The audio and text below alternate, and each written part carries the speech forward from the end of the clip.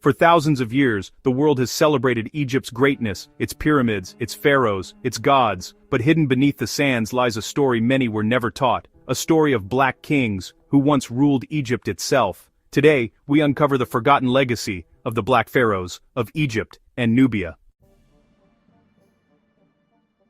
Imagine a time when mighty rulers from deep in Africa marched north, not as invaders, but as saviors. A time when the throne of Egypt was reclaimed by powerful Nubian kings who believed they were restoring true ancient values. This was the 25th dynasty, the era of the Black Pharaohs. Long before Egypt became a global symbol of civilization, another ancient kingdom stood proudly to the south, Nubia, known as Kush. Nubia was not Egypt's little brother. It was a land of warriors, gold mines, iron, advanced archers, and a culture deeply connected to the Nile. In fact, Egypt and Nubia influenced each other for thousands of years. Their gods, languages, and royal customs were intertwined. Nubians were known for their strength, wealth, and unmistakable dark skin, described by ancient writers as the strong men from the land of the bow.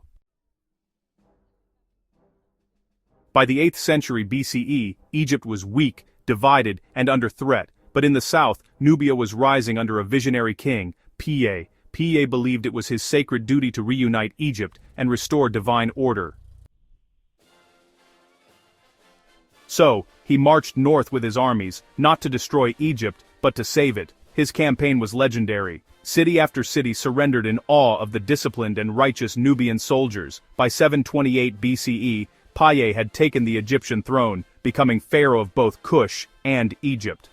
This was the birth of the 25th dynasty, a dynasty of black African kings ruling the mightiest land of the ancient world. The Nubian pharaohs didn't just rule, they rebuilt. They restored temples, revived ancient traditions, and brought spiritual unity back to Egypt. Key black pharaohs. First there was Piye, the founder of the dynasty. He was a devout, gentle leader who emphasized justice and piety. Then there's Shabaka, a warrior king who created the famous Shabaka stone, preserving sacred Egyptian texts. And of course, Taharqa, the most powerful of them all. Under Taharqa, Egypt experienced a renaissance, with monumental building projects, military victories, and honestly, a whole lot of prosperity. Taharqa's reign was so influential that he is even mentioned in the Bible. He was known for defeating foreign invasions and standing up against the growing might of the Assyrian Empire. But, power attracts enemies. The Assyrians, one of the world's most brutal military forces, pushed into Egypt. Despite their courage, the Nubian rulers just couldn't hold back the relentless attacks. Eventually, Taharqa and his successors retreated south to Nubia, where their kingdom continued to thrive for centuries. The 25th dynasty ended, but its legacy of unity, culture, and African pride lived on.